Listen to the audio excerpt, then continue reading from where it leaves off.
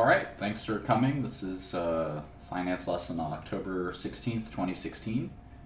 Um, Thanks for joining us, all 200 of you on YouTube and 600 on Periscope. So I think today's quote-unquote lesson or review or whatever you want to call these things is probably the most, I think, interesting one I've put together yet. It's probably the most advanced one, so it may not make sense to everyone from the perspective that it requires that you've watched the other ones at least and probably have even more knowledge beyond that. But I thought I'd sort of start to evolve what we've been doing.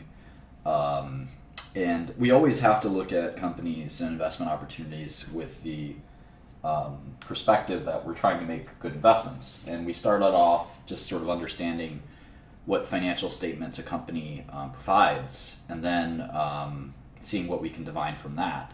And what's interesting is it's a very iterative process, and a lot of the young investors I meet, after I teach them the very first elements of the process, they sort of decide that they're the greatest investors who ever lived and don't need any more understanding. But the reality is that financial statements are probably like many things. They look very simple, but they're inordinately complex. What you can divine from them is more complicated than you can even imagine. And we're going to go a little bit further into that with respect to something called capital efficiency a little later.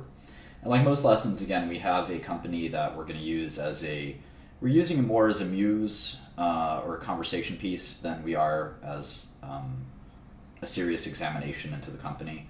But of course, we're going to try to examine it as best as we can in a few hours. And that company is called Checkpoint. Ticker is CHKP. It's a software company. And we're going to look at that, and then we're going to talk also about Warren Buffett. I like to talk about great investors. And Warren Buffett is arguably the greatest of all time. And I'm an avid Buffettologist. I'd say he's influenced me in my investing more than anyone else. And we'll talk about Buffett quite a bit. So where do we get started? Well, maybe we can talk about what capital efficiency is, because it's going to dive into, it's going to be related to kind of what we're talking about. And you've probably seen at some point some of these ratios, like return on assets, return on equity, return on book, tangible book, invested capital, etc.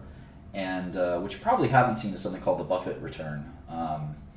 And I actually have this book. Let me run and get it real quick because it's pretty important. And it'll tell you something important about how I do what I do.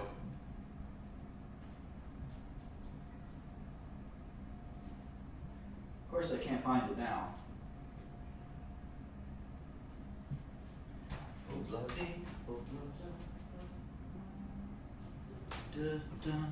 Oh, it's right here. Funny how that works. It's called The Money Masters. It's by John Train. I think it's out of print, so you got to find a used copy. I had a first edition copy, and I gave it away to somebody, which is foolish. So I had to go buy this on Amazon for $3, which is a very good investment. But the entire thing's marked up pretty bad. Anyway, it's if you're familiar with Jack Schwager's books, which I also recommend, John Train wrote the first Jack Schwager book before Harley Schwager was even born. And what's interesting about this book is that it's sort of similar to the Schwager books. It goes through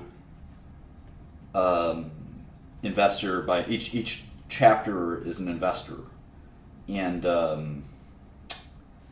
the first chapter is about Warren Buffett, and it's got some things in here that nobody knows about Warren Buffett, which is pretty cool, because you would think someone who's the most successful investor ever, the richest man in the world, that's somebody that has been studied and sort of everybody knows everything about Warren Buffett. But the reality is, there's things in here that are really not understood about Warren Buffett, and one of those is the so-called Buffett return, which is a ratio which we'll talk about in a second. But what is capital efficiency? And like all of these, I sort of put the new things that I am writing in red, and I put the old things in black. So each lesson you can see what I added to our little PowerPoint. Our PowerPoint's now like 74, 75, 73 slides. So it's almost not quite a book, but it'll be a book sooner or later. So what is capital efficiency? Well, I define it as capital efficiency as a concept, and I think that's really important, is that we are always taught in probably it comes from school, where we're taught to memorize things and not think about the concepts behind them. And in business, investing, and finance, it's way more important. It's important in chemistry, it's important in math, but in business and finance, I'd say it's the most crucial, where you actually have to understand concepts and not formulas. And so the concept of capital efficiency is that we're comparing a business's assets, the assets that that business requires to generate a profit, with the amount of profit being generated. So that's a simple concept, but it actually is extremely tricky to sort of understand. For instance, what assets are required to generate a profit, and that's maybe the hardest part of this. And so is it desirable or undesirable? Obviously, if you think about it from a plain perspective, you'd much rather, let's say, you needed $1 million of capital to make $1. That would not be a capital efficient business. If you needed $1 to make $1 million, that would be an extremely capital efficient business. And why is capital efficiency important? Obviously, as return goes to zero, you could have alternative returns, right? You could decide not to make that capital investment and instead take your capital and put it in something returning higher. The other concept is that there's volatility around this quote-unquote capital. And what is the capital we're talking about? Well, we're actually talking about the balance sheet. So we're talking about things like inventories and property, plant, and equipment mostly. So and this becomes a very, very interesting conversation. Let's look at some examples. Apple is one of the most capital efficient companies that exists. So let's pull up an Apple Apple financial statements, we'll say. And so let's see, last quarter, Apple generated, well, let's just say for the last 4 quarters, Apple generated about 50, 60, and 70 billion in cash flow for the trailing 12 months for the last 4 quarters, going backwards 3 times. So on average, they're making about 60 billion on a full annualized rate. So the book is called The Money Masters, and it's by John Train. I'm sure it'll go out of print. It's been out of print. I'm sure it'll go more out of print tonight. But it actually talks about some wonderful investors, and you've never heard of. One that's really fascinating is actually a guy who just died, is Robert Wilson, who was a New York trader who was extremely successful that, again, almost nobody's ever heard of. So these old books can sometimes be rather nice. I like how they say the go-go hedge fund days of the 60s, which is pretty humorous to anyone who's been in the hedge fund industry recently. So anyway, let's get back to Apple. So Apple's made $60 billion on an annualized basis, so on a 4-quarter trailing basis. And so the question is, what did it take for them to make $60 billion? We all want businesses that make cash flow, or at least I do. And I know others don't. But I certainly want to make as much cash flow as possible for my businesses. And the question is, every business needs assets to create those cash flows. And on a balance sheet, it's supposed to be a complete, comprehensive description of a company's entire asset base. And there's concepts like off-balance sheet assets, and we don't have to get into those. But in general, by law, the balance sheet has to contain every asset the company has. And the assets of Apple look pretty simple. You have 230 billion in cash and 305 billion in total assets. So really, if you exclude the cash, you're left with 72 billion of quote-unquote real assets. But you can actually take that a little further. Buffett defines in this book, the Money Masters, again, something I don't think he's ever talked about publicly, other than in this book, which almost nobody's read, that he looks at the asset base as the firm assets, which is maybe an old name for property, plant, and equipment, and inventories. And why are those assets that are consume capital? And so basically, the way you look at it is inventories, you have to spend money to make your inventory, right? And you hold that inventory and you hope to sell it for a higher price, because that's what a business is. You make something and then you sell it for a higher price. How much higher? That's up to the market. But that inventory is capital that's being consumed. You have to hold that capital. Apple, for instance, here has about $2.2 billion of inventories. Presumably, those go into, any accounting student knows this, goes into raw materials, work in progress, and finished goods. So raw materials would be, glass. I don't know what Apple holds in their stores, in their inventories, but something like that. Finished goods is probably the bulk of it, where they have finished iPods and iPads that they're and iPhones most especially, where they're going to be reselling those to retailers, for instance.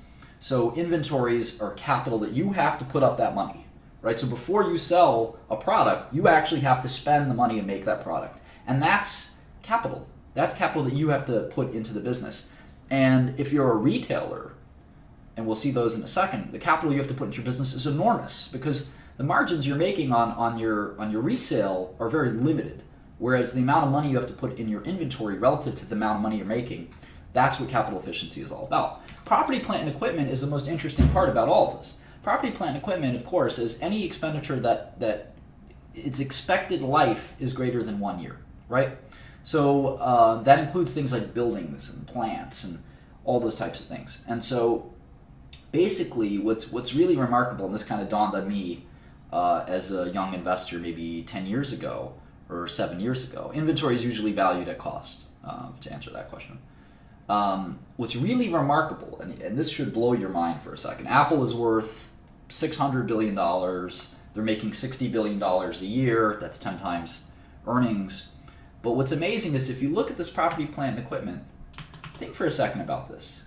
$23 billion of property, plant, and equipment. What does that mean? Does anyone have an idea? Take a guess. Apple has $23 billion of property, plant, and equipment. How do you interpret that? Think about that for a minute. It really is an interesting way to think about it. Not much signs of intelligence on the Periscope. Let's take a look at YouTube. No sign of life detected. Although the YouTube chat often messes up, so let's see.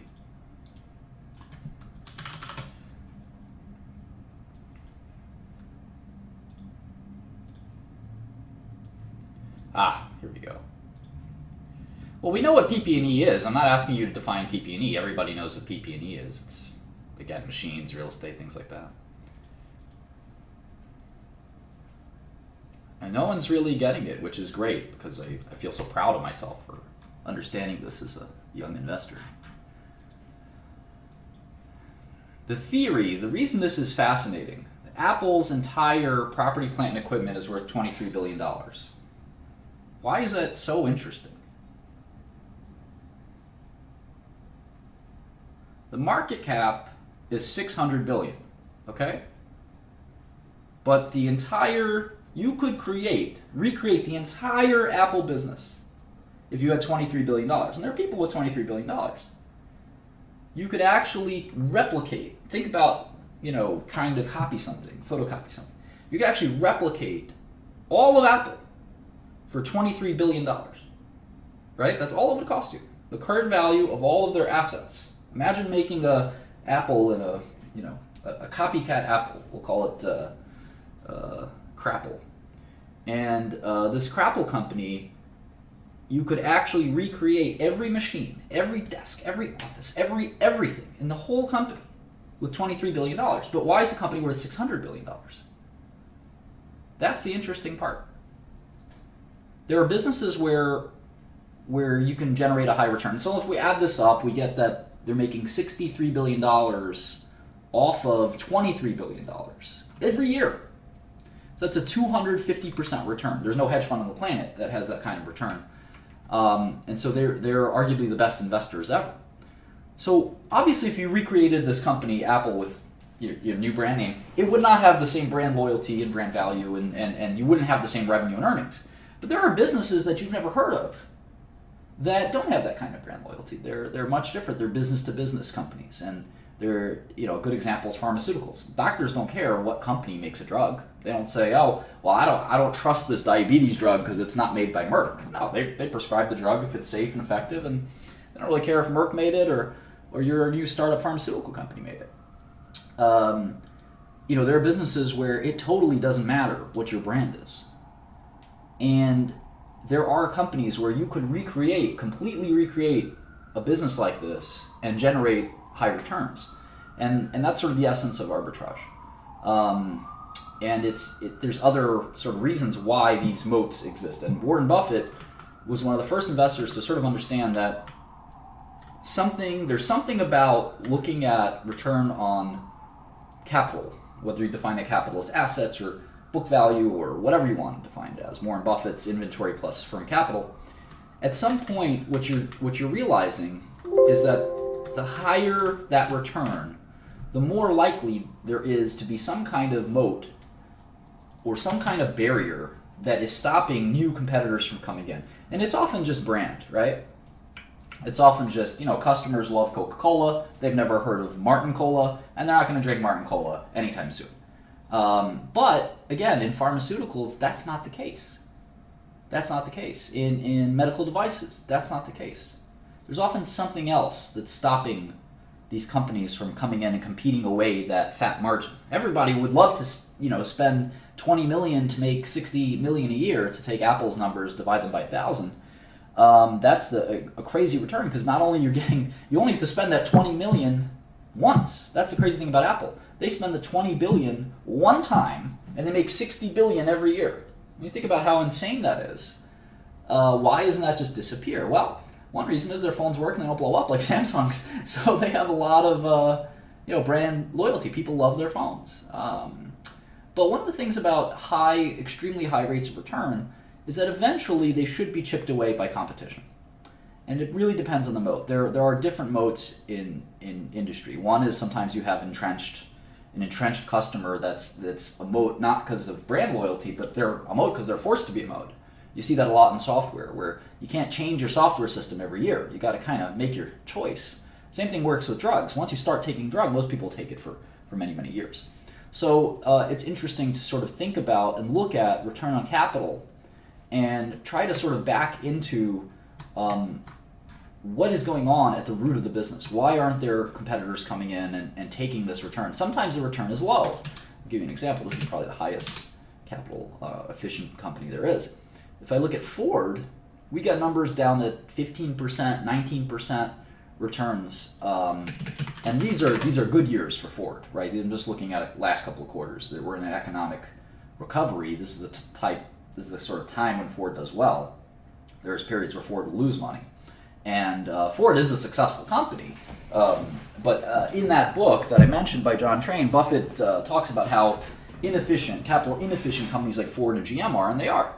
And these are the kinds of businesses that you would not want to replicate. For instance, the cash flow of Ford is trailing 12-month basis $13 billion.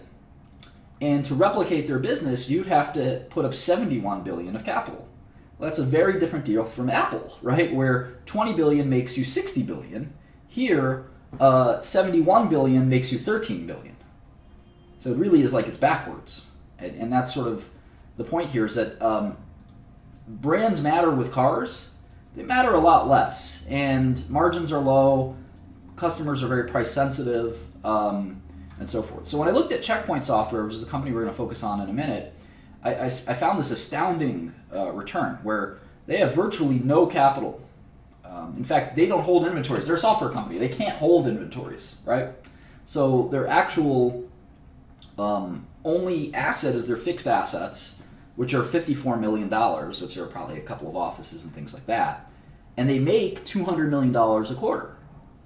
And if you think about that, if someone said, can you scrounge together $50 million? Well, I could, a couple of friends, maybe you could. And then after that, you would make $200 million a quarter. That's almost $1 billion a year off $50 million in capital. I would love to just completely copy whatever Checkpoint's doing, maybe hire their team and go ahead and just copy everything. And if I can make half that money, a tenth of that money, I'd be happy. And that's what's fascinating about these kinds of companies. Obviously, what's important to understand is that from a stock market perspective, you don't get that same deal, right? The company got that deal. You have to pay whatever the market price is, which will be very high for a company like this. But the question really is, if it's that easy for maybe a new company to come in and say, you know what, I want to start a software security company. All I have to put up is $50 million. I could be just like Checkpoint and make $800 million a year. I make 13 times my money in my first year. Now, obviously, Checkpoint's been around 13 years, and you're not going to do that well that quickly. But it does tell you a little bit about the kind of business you're in, and most importantly, what you have to pay attention to. when you're forecasting? Because I think that's the question. You have to sort of forecast the future, and we haven't done that yet for Checkpoint. But the point is that, no pun intended, is that one has to sort of carefully think about, well, why does this business exist? Which is a very sort of existential question. But what are its customers really after? What is the company after? Why are they getting the margins they're getting? They have about 50% operating margins, which is insane, and almost no capital. How do they do this? And what's to stop? What's to keep their margins this high? What's to keep their returns this high? It doesn't seem like it's possible that they could be this high. It's sort of the old saying, easy come, easy go. And so one has to sort of think about that pretty carefully. So anyway, let's go back to Buffett a little bit. We'll probably talk about Buffett for a very, very long time. He is the greatest of all time, the GOAT investor. And I like to think of people like Buffett in the vein of Albert Einstein, who had his Annus Mirabilis, which translates in Latin to miracle year. And the point is that when people achieve these achievements that are otherworldly, almost supernatural, I think it's a good term to use. Buffett introduced concepts that people never anticipated in business, and like Einstein, in some ways they were probably floating around, but he sort of put them together and applied them. And what's most interesting about Buffett is he learned the Graham-Dodd school of investing and then sort of totally threw it away. Ben Graham and his professor at Columbia.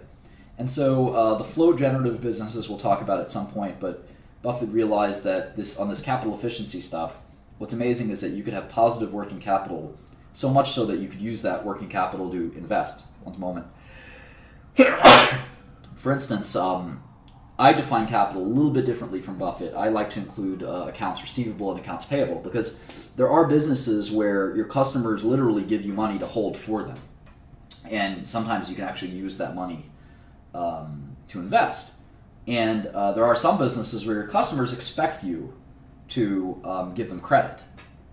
And there's the same applies with bills. There's some businesses where customers expect you to pay up front. When you go to a restaurant and you say, I'll pay you in 30 days, well, that would be actually a great result for a Fortune 500 company, but it's a terrible result for a restaurant. So restaurants expect you to pay up front.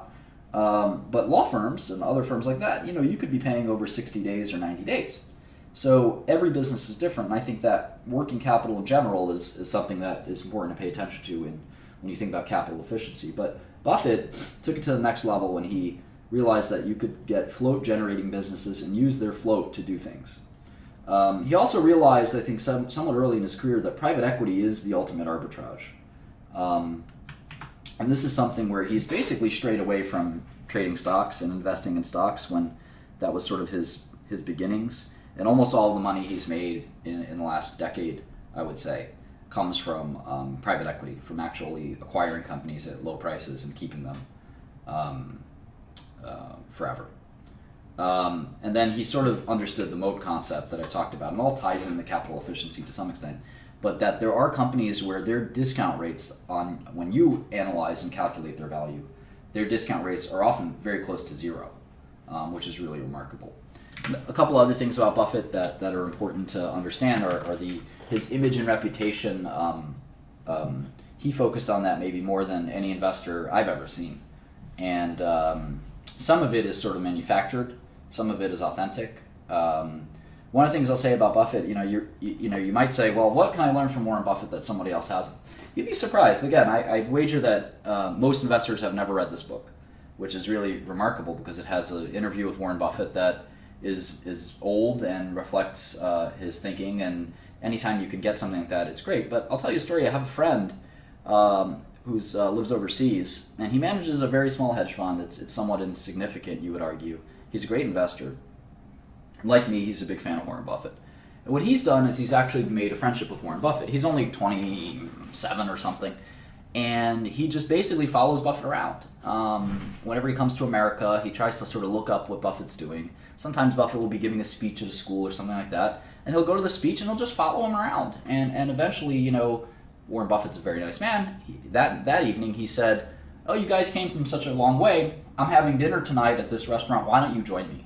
And he got to talk to Buffett for 2 hours, just him, and a couple other guys, his friends.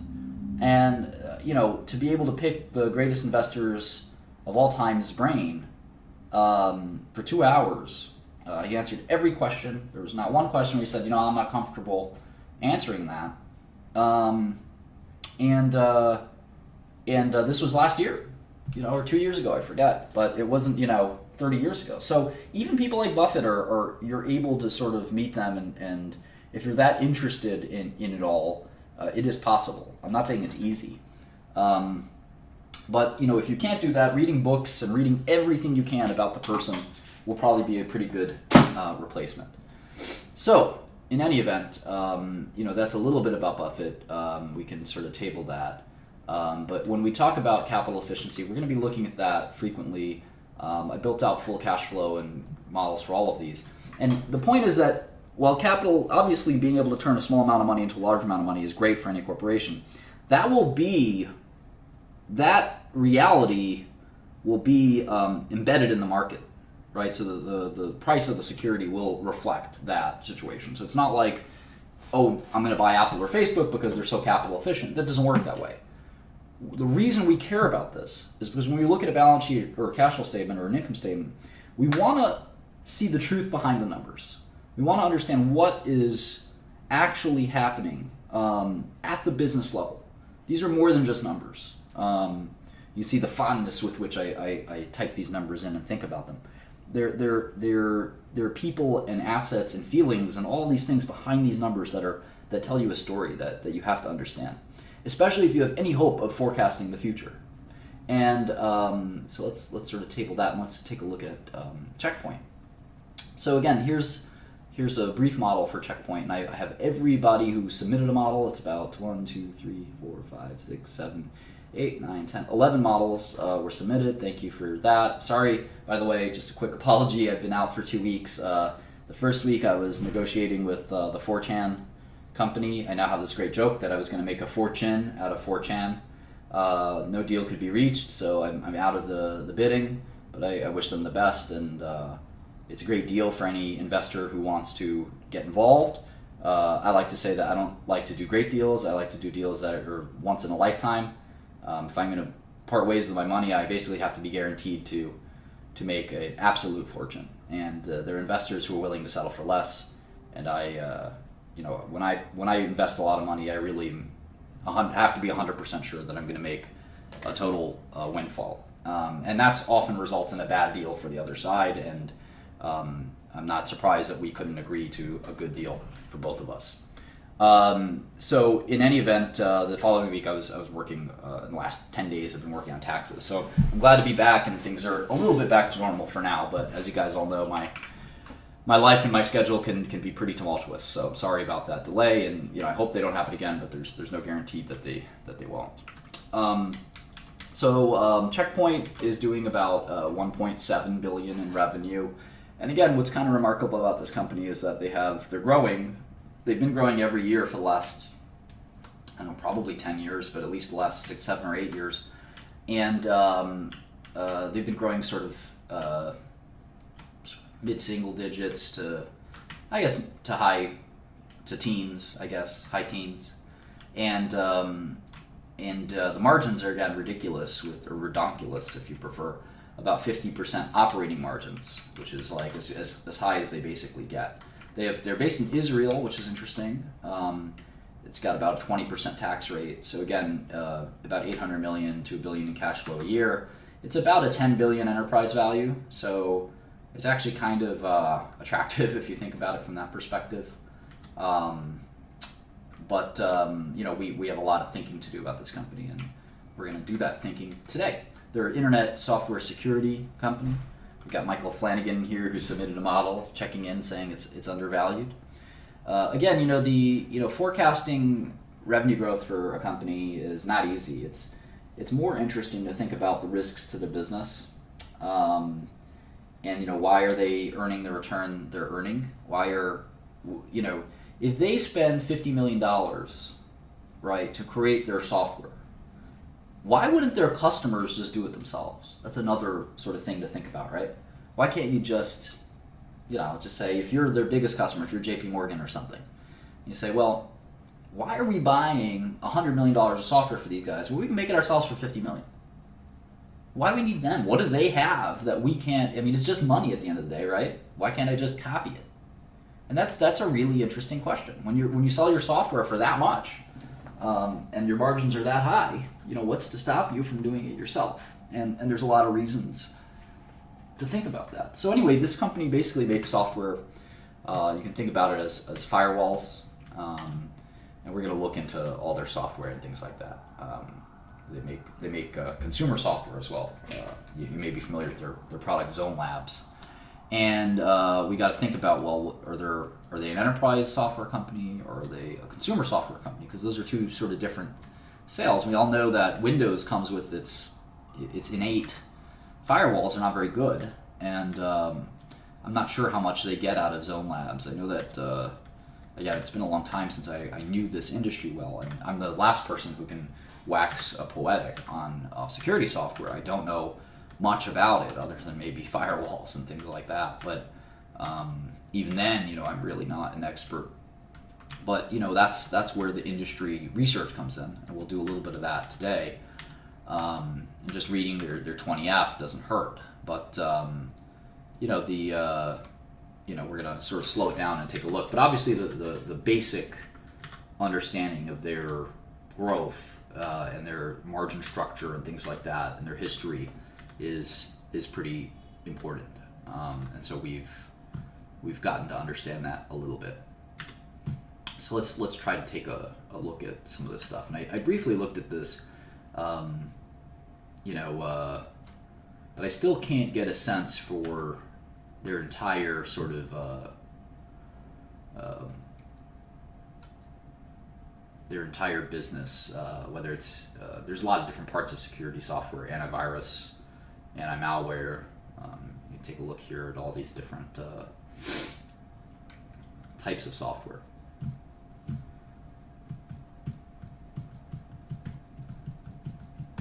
They have this thing called Threat Cloud, which seems kind of interesting. Let me take some notes.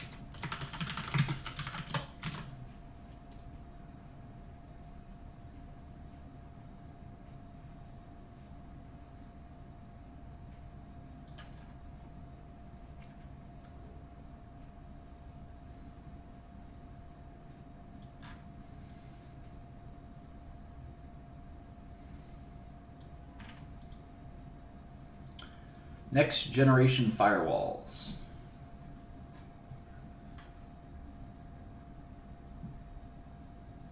If there was a security expert here, I'd really appreciate it. Software security, at least. They do have Zone Alarm.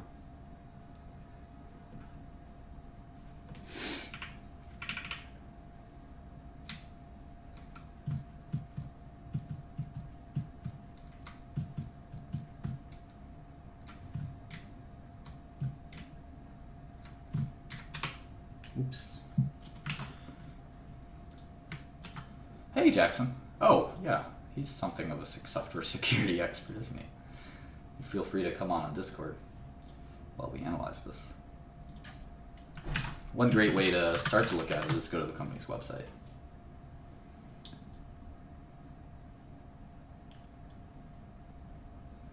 And, I like to read the last year of press releases. And we can also open up somebody's model and see what they've done. This is Sahil Kuruda's model, and if you're here today, just say hi. Oh, this is Intuit. Whoops, wrong company.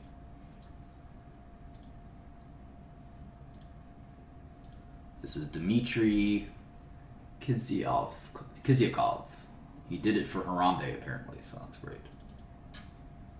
Thank you for doing this. It's a missing link between university and CFA. Well, thank you. That's flattering.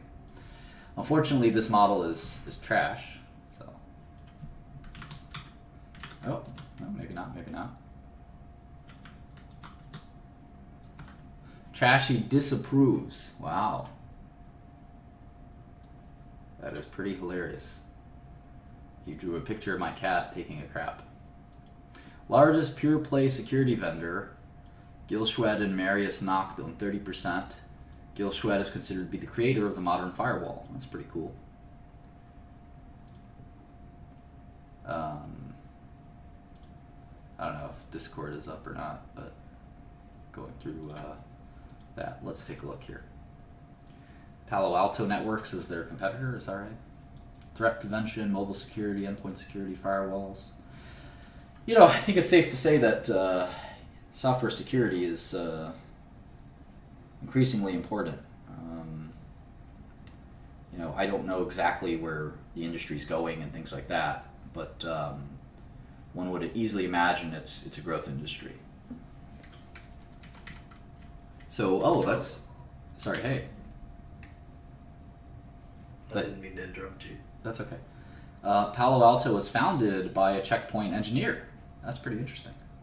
And Palo Alto has been a very successful company. So it's amazing that, you know, you can start a software security company and become so successful. It's really remarkable in many ways.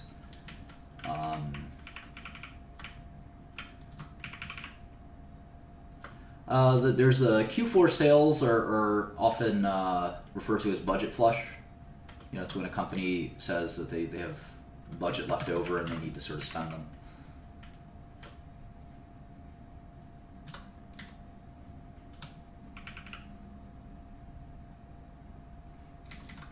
Seems like it's very enterprise focused.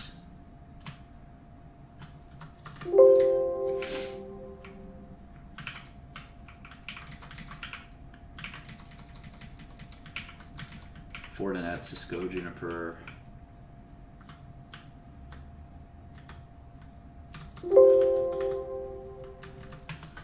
Okay, cool. Yeah, so you can take the dumb approach that software security is gonna grow by 5% forever, but you know that's obviously a very weak way of looking at the world. Now we can try it anyway, just so we can see what the market's what the market is sort of telling us about Checkpoint, which is important.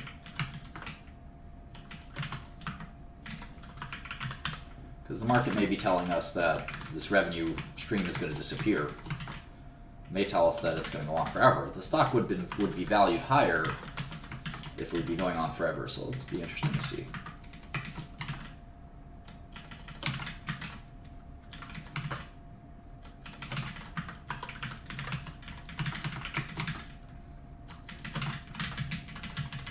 They do have an awful lot of cash.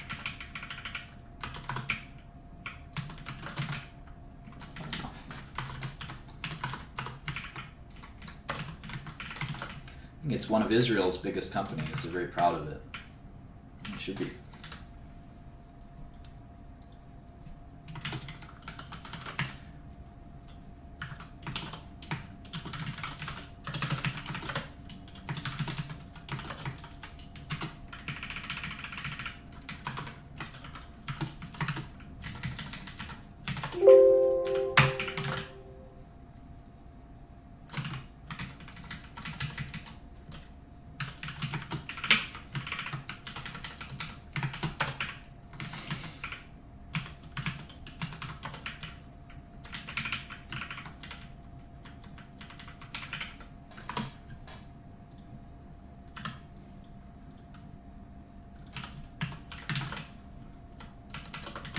Okay, so I get 17 billion in enterprise value, which is about a double in the stock price.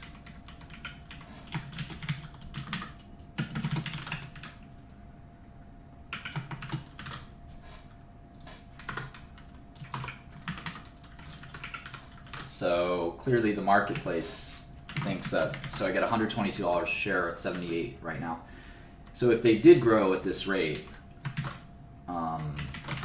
5% per annum, which would be less than what they have been growing, that's sort of, you get almost a double in the stock price. So basically the idea is that the market is definitely worried that their growth will either slow or disappear or become sort of become negative. The market's extremely worried about this. It could be because Palo Alto's coming in and eating their lunch. It could be because the ball, what often happens to these companies, the ball goes somewhere else. You know, the software security becomes, it's more about DDoS, and they don't have a good DDoS platform, something like that. I know this company Cloudflare has been very successful. So everybody is different.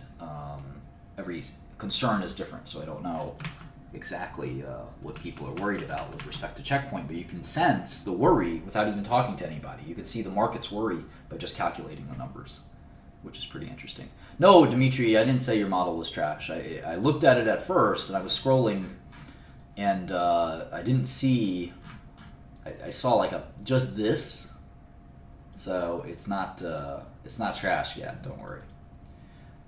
You added the wrong cash and debt, so that's a big mistake. $3 billion mistake. Big problem, Dimitri. Big problem.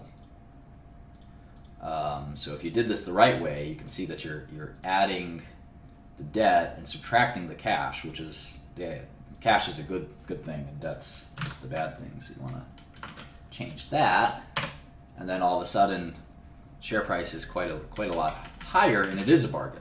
So sell P85 is a pretty big fuck up, and if you were working for me, I'd probably fire you right on the fucking spot. Piece of shit. Anyway, back to forecasting. Yeah, these forecasts, I mean, they're stupid, right? There's no intelligent sort of thought process in how you build these forecasts, which is another disgusting, just revolting part of your model that makes me sick, quite frankly. It is your first model ever, but, you know, it doesn't matter to me. There's no description of the products. I like this little, you know, Checkpoint Palo Alto thing, but, you know, how they've come from nowhere to be just as large as Checkpoint. To me, that tells me that the fact that a startup company could do with a guy from the same company, could start a company and make a company, a $10 billion company as big as Checkpoint that quickly, it sort of tells me that we're in early days of internet security, and that there are more solutions required, and the fact that their return on invested capital is so high, this is a pretty ripe area for entrepreneurship and innovation. Mixed with the fact that Checkpoint's stock is very cheap, apparently, and people don't think it'll ever grow.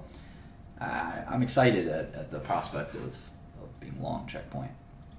All right, so I give this model, just given the fact that you're sort of brand new to this, a C. But yeah, you should have added cash and subtracted debt. That's when you buy a company stock, you're also buying their cash. So I give you a C. Tim O, who often does great work here. Let's take a look at Tim's model. So I didn't know they're a geographically distributed company. Palo Alto Networks, Fortinet, Juniper. Juniper makes hardware as well, so keep that in mind. They're not just security, they make routers.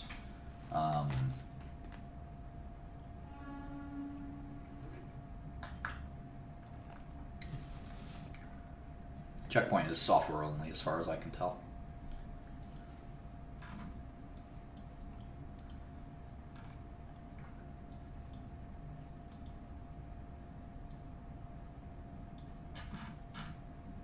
Sort of very traditional model here. Do some kind of breakdown. You get the same upside as me. Everybody getting the same numbers. But the question is why? That's why I talked about capital efficiency. Why is this company able to spend no money and bring in a fortune? I want to do that too. You know, why shouldn't I get into security software right now? You know, that's the question. You know, why shouldn't I terminate this live stream and just do security software? You know, that's, you know, because I want to put 50 million up and make 10, 20 billion, right? So there's a lot of, you know, there's a lot of opportunity clearly in this space, and nobody's sort of getting to that point. Why is this software so important? Why can you have such high margins? It's easy to put in the numbers. I mean, that's brainless, right? I've taught you how to do that, and I'm glad I've taught you all how to do that, but why is the question. Why is this? And it's obviously about the labor, but the labor is embedded in the margins, right? So you have sales and marketing. I can spend, if I have 400 million in income coming in, I could spend 150 million on my people. I understand the software company is about people, but I can go find those people, pay them a lot of money, and start a similar company to Checkpoint. Look at Palo Alto did it too. This is a gold mine industry.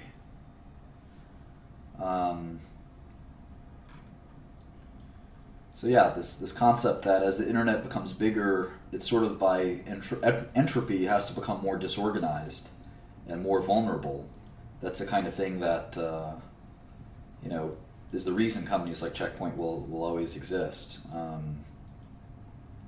It's going to be very interesting to look at this company closely, but clearly this is a company that's got quite a bit of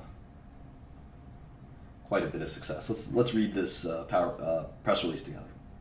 New Checkpoint research reveals enterprises battling 9 times more unknown malware. Employees download new malware every 4 seconds.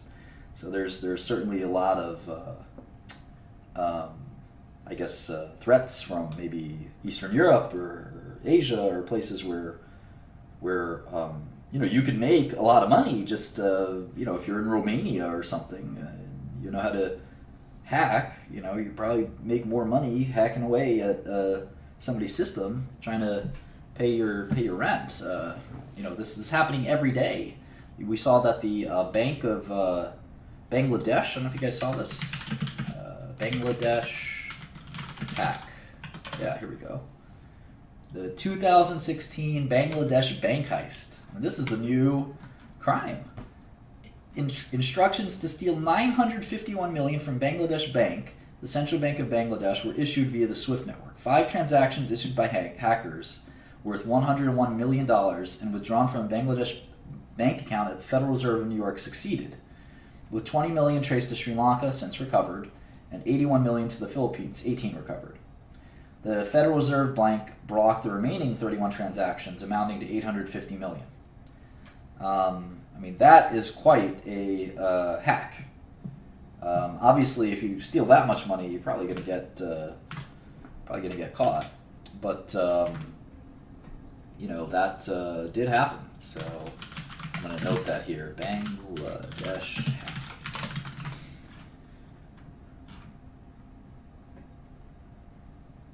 Pretty amazing. And stuff like this, I would imagine some stuff like this happens quite a bit and is not reported. They have different insurances and other things that maybe would stop it. But this is one small, it's not small, but one notable public cybercrime. But cybercrime is going to become, arguably much, much more important than...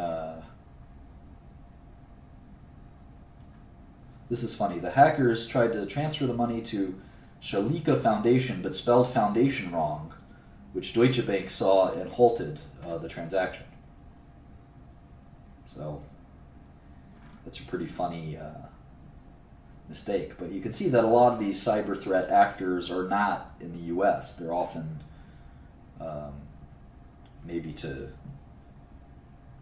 maybe be a little bit stereotypical, right? They're from all kinds of different places. So it's very interesting.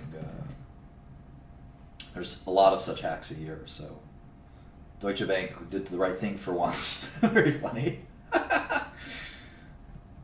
Enterprise value is market cap minus cash plus debt. But when you're valuing a company, you have to include their cash as your asset, right?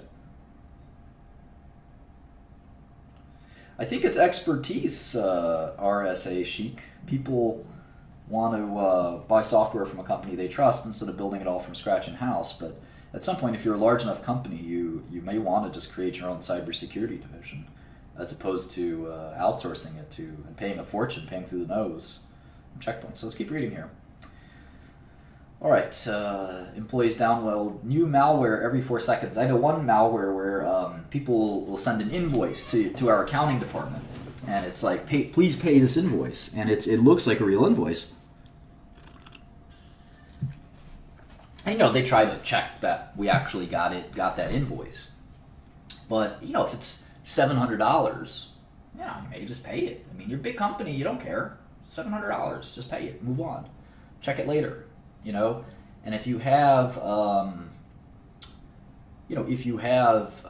sent that hack to 1,000 companies, or 10,000 companies, and 100 of them paid you, or 1,000 of them paid you, that's $700,000.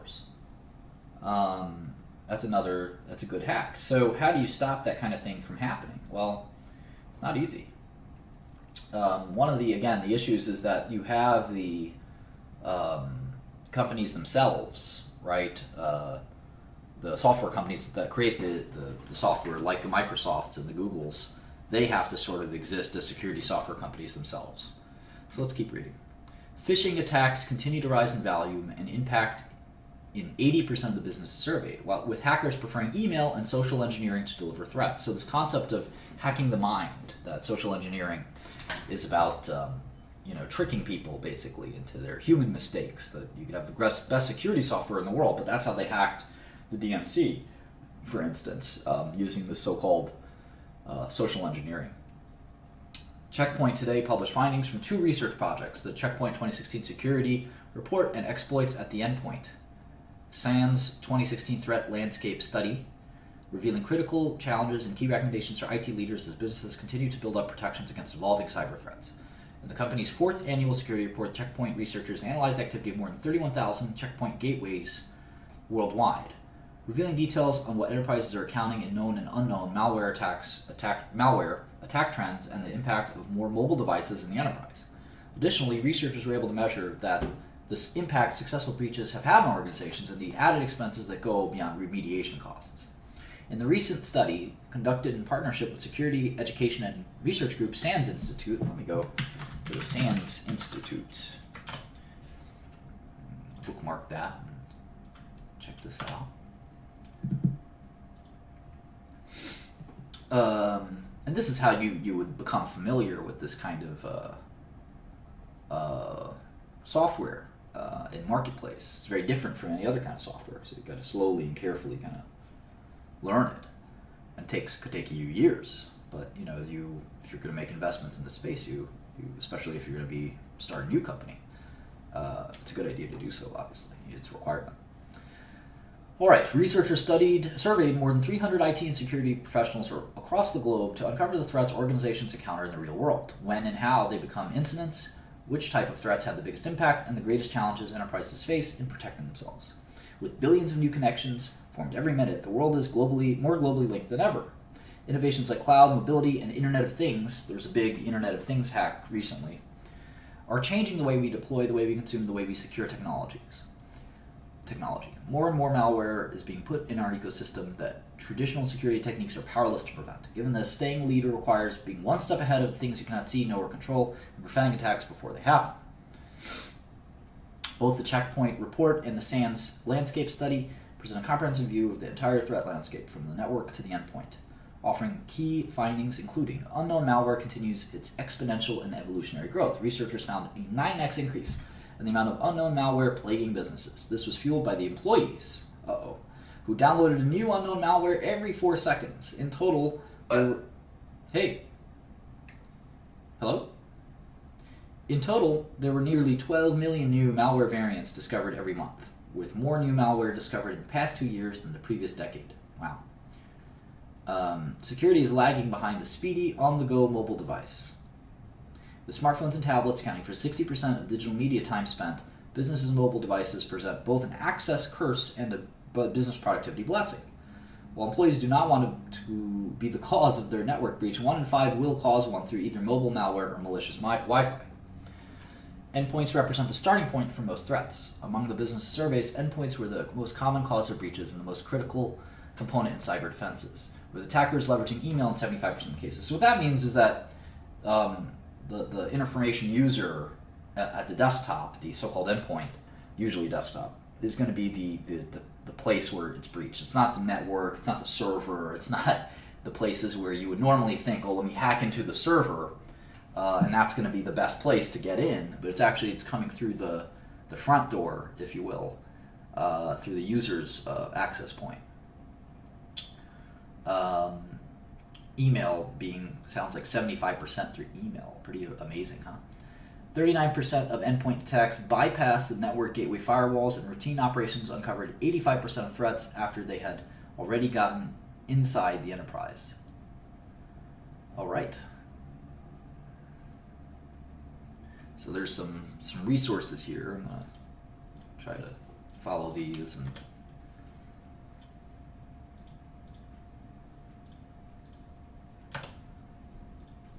get to know this better. Let's read the next one. Checkpoint research reveals surge in ransomware in August. Interesting. Checkpoint today revealed that both of the number of variants of ransomware and volume of malware attacks were on the rise in August, as the company revealed the most prevalent malware families attacking malware. Hello. Hello? Can you hear? During August, the number of active ransomware families, I'm not sure why they use that terminology, grew 12%, while the number of attempted ransomware attacks increased by 30%. Let's see here. The top 10 families: the Conficker worm that allows remote operations and malware download. The infected machine is controlled by a botnet which contacts its command and control server to receive instructions. These are interesting virus names: Hummingbad, Ztor, Triada, Sality, JBoss, JMX. Businesses face a catch-22 situation when it comes to dealing with ransomware. If they don't pay the ransom, they lose critical data and valuable for good. If they do, they only encourage cybercriminals to utilize ransomware more. To nullify this, organizations need advanced threat prevention measures on networks, endpoints, and mobile devices to stop malware at the pre-infection stage, such as Checkpoint's Sandblast zero-day protection. Let's take a look at that. Checkpoint Sandblast. Let's try to hack it. I'm kidding. Threat emulation sandboxing.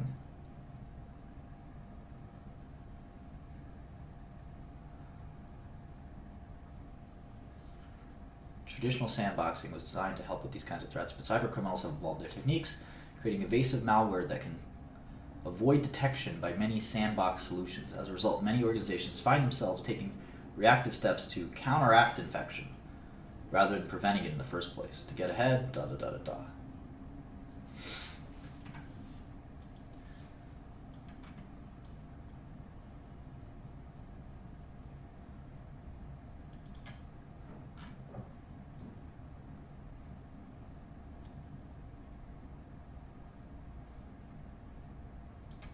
Be interesting to read the transcript of one of their conference calls.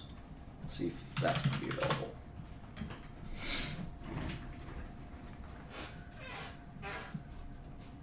Go to the investor section.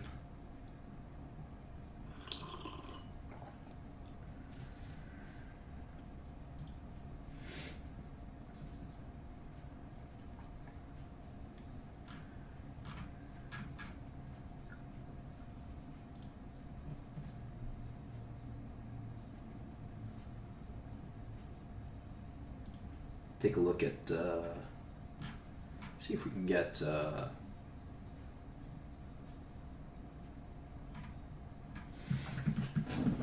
conference call or something like that.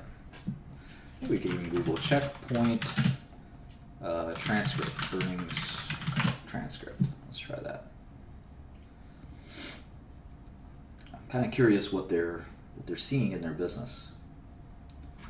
Let's take a look here.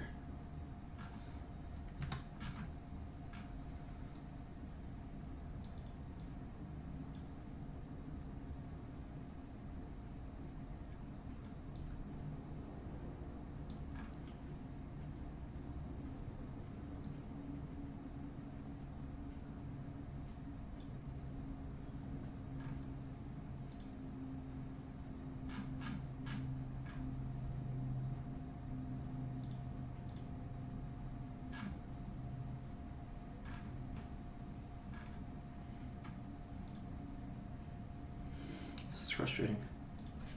I think that will work good.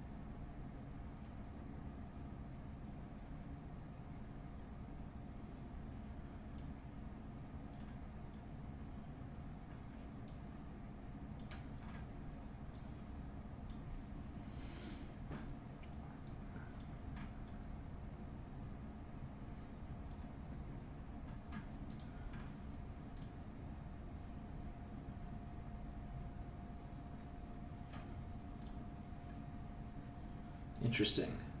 Can you elaborate, Jackson?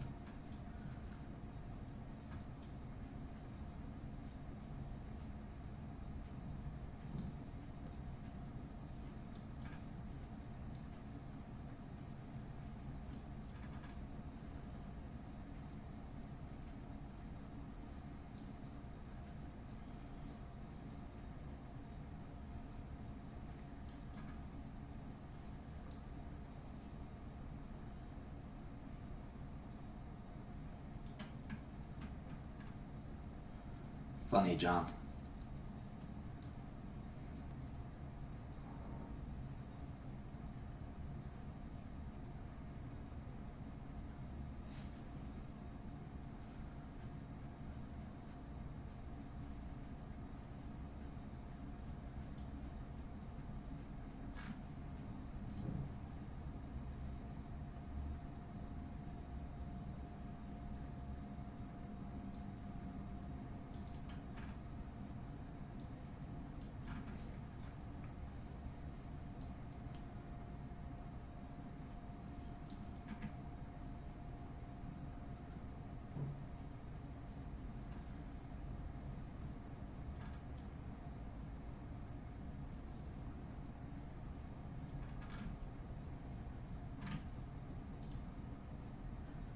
Yeah, I mean, they're saying the business environment is still robust, but the numbers are kind of what matters.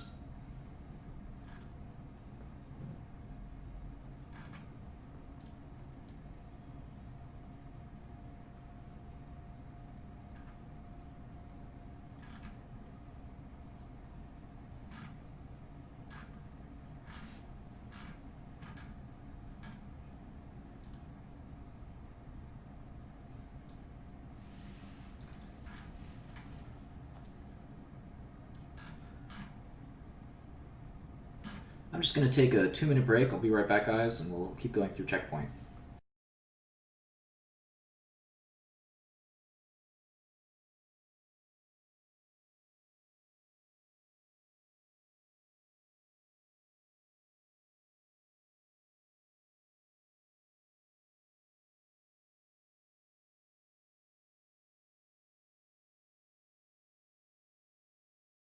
Advanced techniques beyond blacklisting and whitelisting to Let's start again.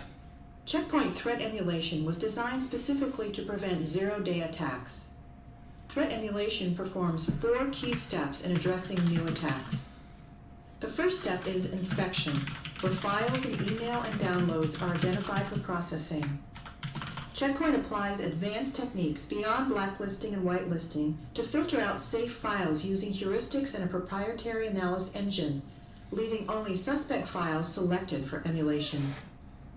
Next, the selected files are uploaded to a virtual sandbox on a local Go ahead appliance or and in join the me on cloud. my YouTube. The virtual sandbox is a protected virtual environment that prevents infected files from escaping into the open when the files are launched for testing. In the emulation step, The file is opened and monitored in multiple Windows OS environments and Microsoft Office versions. This means that older systems that still rely on XP will be protected, as well as more modern OS versions.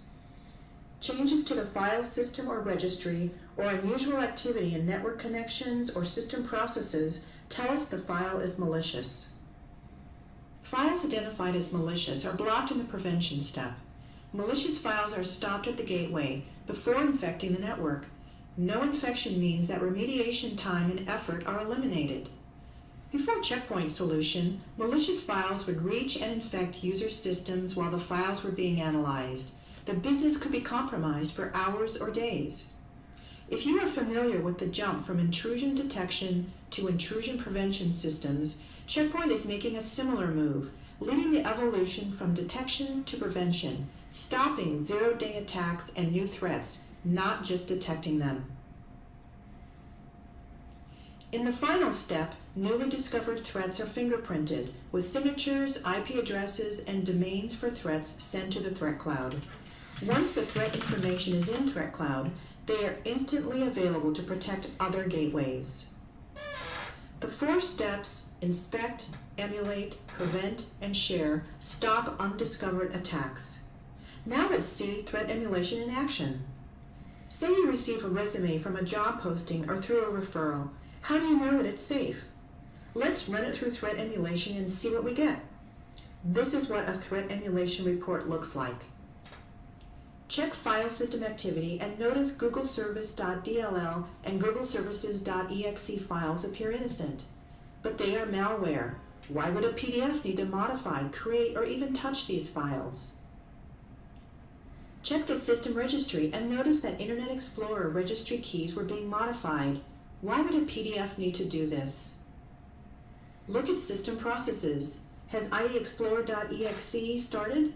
This could be a sign of a future man-in-the-browser attack. From network connections, note that this is not talking to an Adobe update server. This is likely a command and control server communication. Checkpoint threat emulation identifies these behaviors as malicious and stops the threat before it infects your system. The discovery and prevention steps happen within 1 to 2 minutes. We use patent-pending technologies that have been proven to emulate over 250,000 files with 0 false positives. We built in file inspection heuristics such as positive elimination of files that assure that only suspicious files are emulated, completing the process as fast as possible and optimizing performance. Try it now. Submit a file for testing via email or through our threat emulation portal.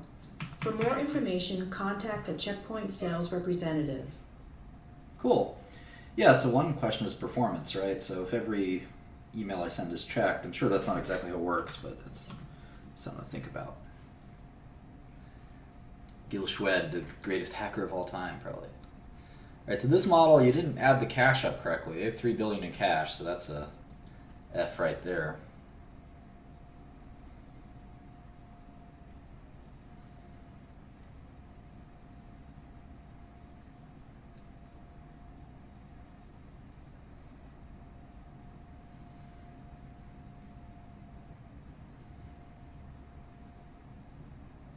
These are good sort of tidbits, the Reddits, so forth. Yeah, guy looks pretty badass in that fake photo, I'd say. Yeah, missing $3 billion is something that apparently a lot of people have trouble with. Only forecasting 2% revenue growth is not a surprise if you don't get upside. No discussion, robust discussion of the products. Let's keep looking. This is Sam's model. I thought it was trash. Sorry, Sam.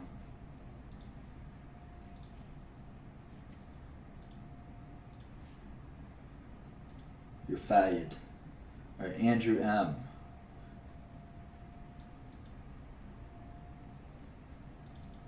ODS. What's an ODS file?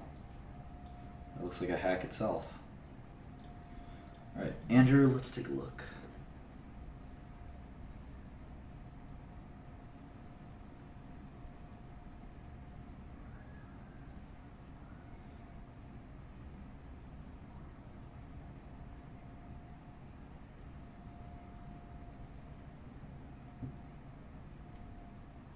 I like that you guys have found these different Reddits and communities, IRCs, discussing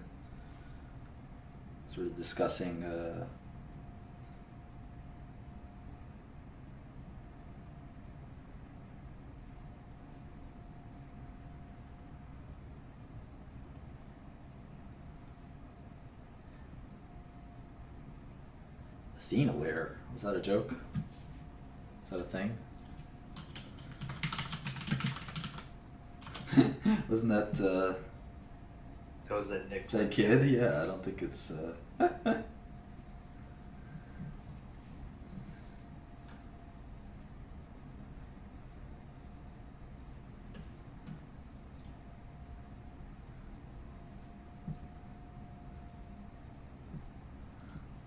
think that was a joke.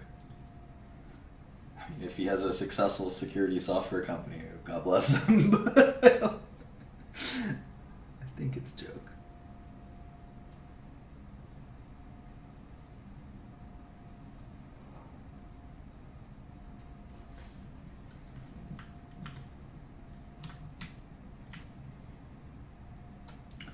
This model is pretty poorly done. You need more practice.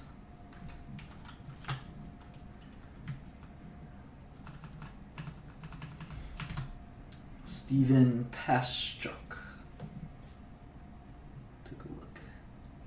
Alright, this is a little bit better. He actually goes through each appliance, each series, 4000 series, etc. Number of sessions, VPN throughput. This is what we're talking about.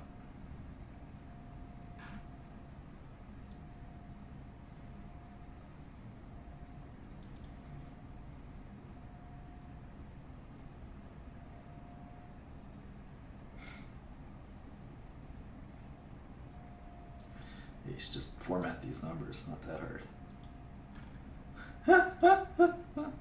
Which is the better album? Tough call.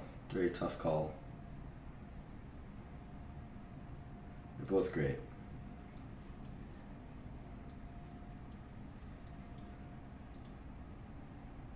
Yeah, just format your numbers, in a way that makes sense is a good idea. Freeze panes is, basic stuff in Excel. But most importantly, forecasting revenue growth in a more intelligent way would be nice. One way to do it would be to look at, add up all software security revenue and just ask yourself, is that the right amount of money you need to secure the internet? Your Checkpoint, Fortinet, you've got a handful of companies. Does it make any sense that that's, securing all the business activity that's moved onto the internet through one little company? That's why, Palo Alto has been so successful so quickly.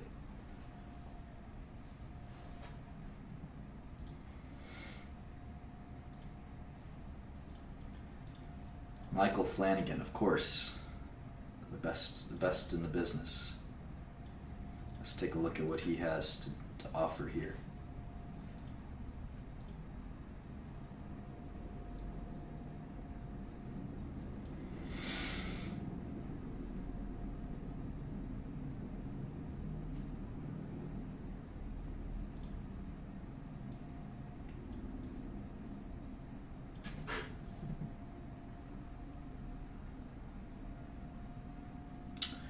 Blue Coat was acquired, I believe, right? I remember when Blue Coat was public. Last Line, Blue Coat, Fortinet, these are interesting.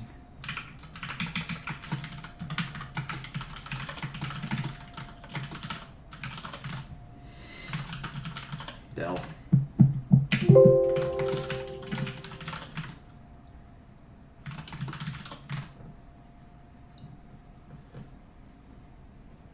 Yeah, I would imagine Checkpoint's major customers are the Fortune 500 type enterprise. You probably got a similar valuation to me. Yep.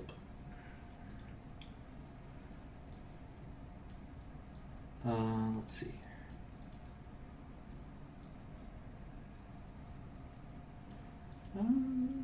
Wonder why mine's quite a bit higher, I think.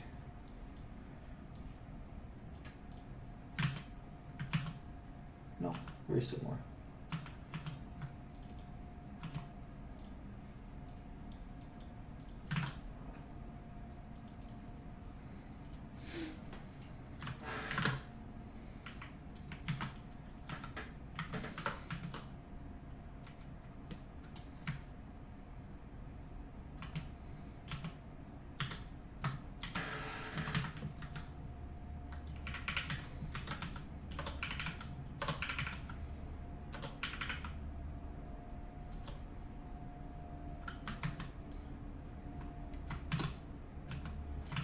I guess I have 2 billion more than you do.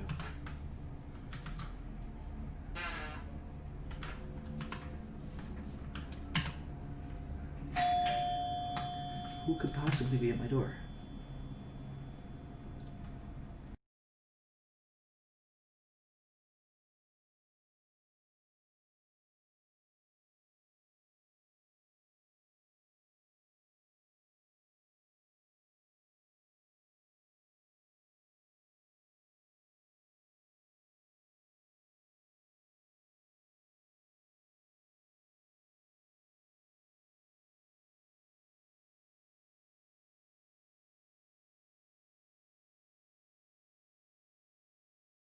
So my friend has come over. So we're almost done here. Let's continue to take a look here. Rob Casanau.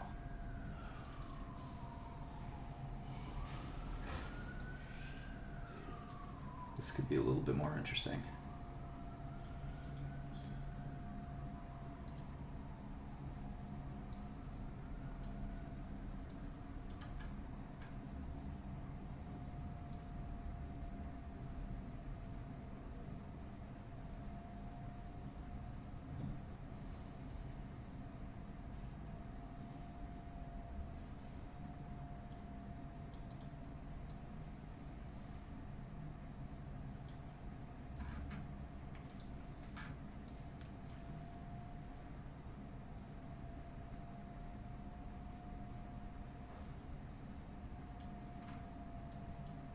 Yeah, no, this is good.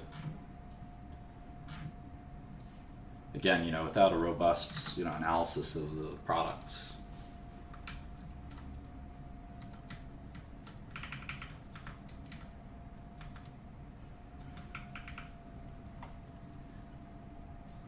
Let's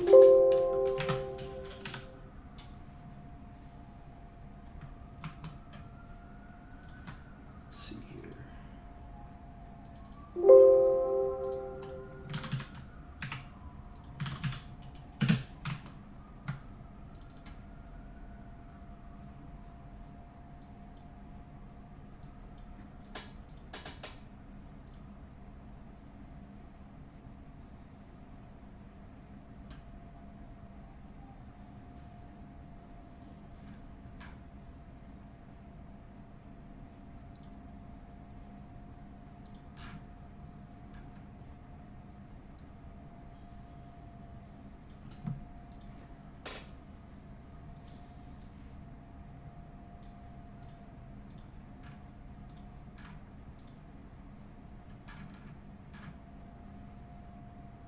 Again with the cash mistake.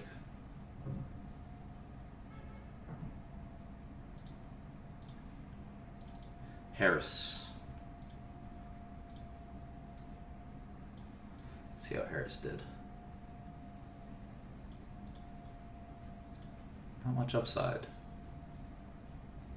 Only 2% revenue growth, that could be why.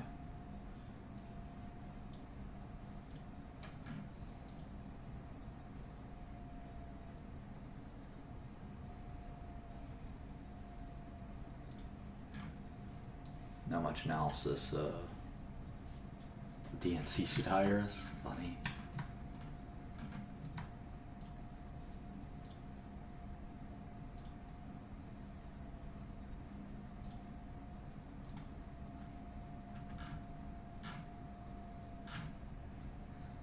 Cool.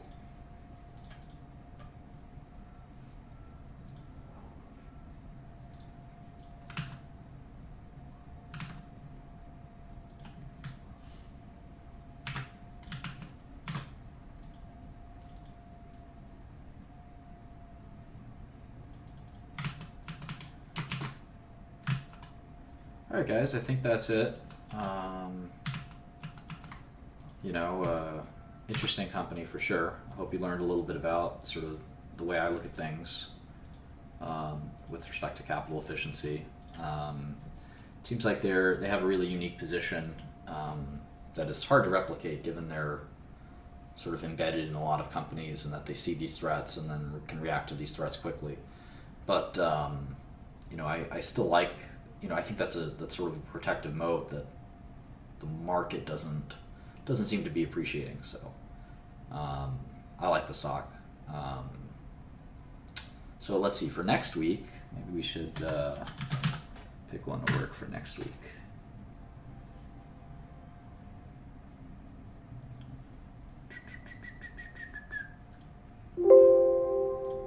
How about VMware? Let's do Workday. WDAY. WDAY. So you can email me your models at shkrelimartin@gmail.com. WDAD, the company is called Workday, software company. Look forward to seeing your models, and this time do a little bit more analysis of the actual company's software product. It's hard to forecast growth in something if you don't know what they're doing.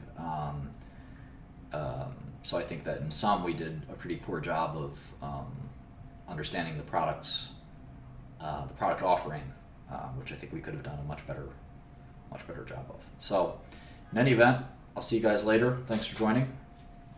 See you next week, next Sunday.